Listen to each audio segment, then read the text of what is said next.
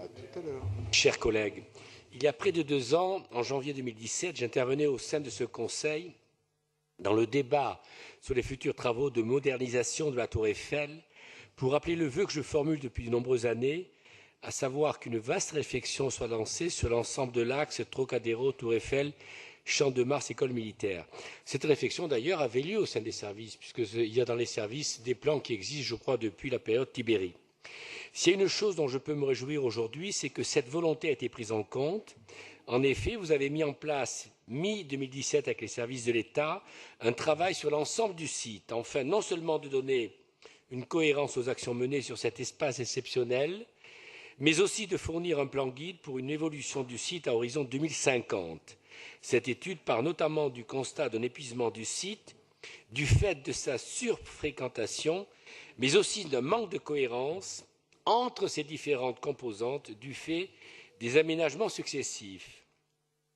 En parallèle à ces études, la ville nous propose par cette délibération d'étendre le périmètre concerné par le projet de modernisation de l'accueil de la Tour Eiffel et de confier sa gestion à la SEM Paris-Seine plutôt qu'à la SED, qui n'aurait été très largement capable, dont le périmètre circoncis aux abords immédiats de la Tour est trop limité.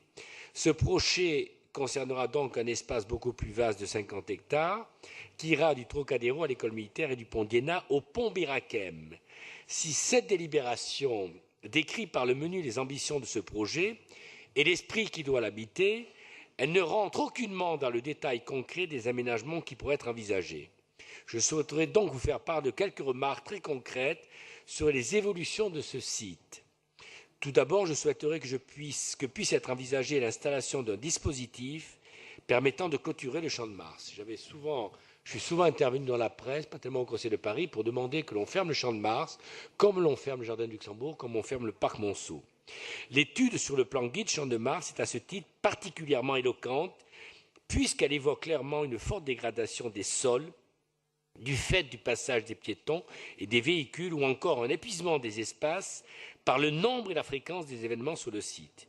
Il est indispensable de mettre en place M. Sanchez qui demandait qu'on l'écoute. Je vois qu'il n'écoute pas du tout. Merci, M. Sanchez. Des événements sur le site. Il est indispensable de mettre en place des moyens de préservation du Champ de Mars, notamment la nuit.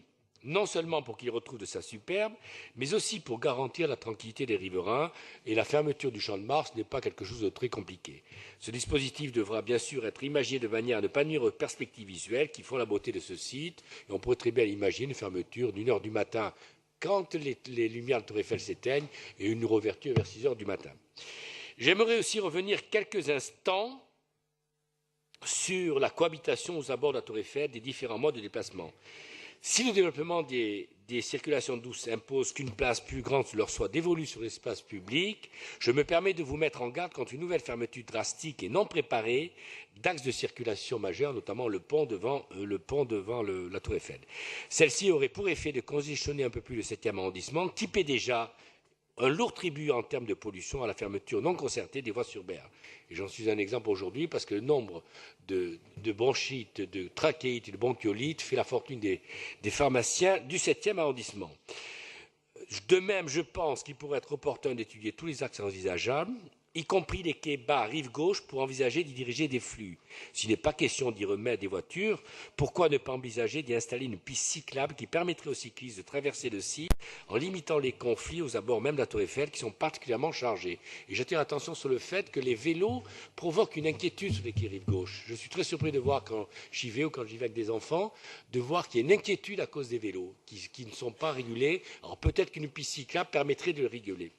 Pour terminer, oui, bien sûr, je vois l'adjoint, évidemment, qui est le roi des vélos, qui rit, qui se moque de cette idée. Allez-y, vous verrez un petit peu l'angoisse qu'il y a quand les vélos arrivent à toute vitesse sur le quai rive gauche, monsieur. Je ne sais pas si vous y allez souvent. Pour terminer, j'aimerais avoir des précisions sur l'articulation précise du plan guide Champ de Mars et du projet de modernisation de l'accueil de la Tour Eiffel. En effet, ces deux démarches convergent vers des objectifs communs, tout en ayant deux échelles temporelles très différentes.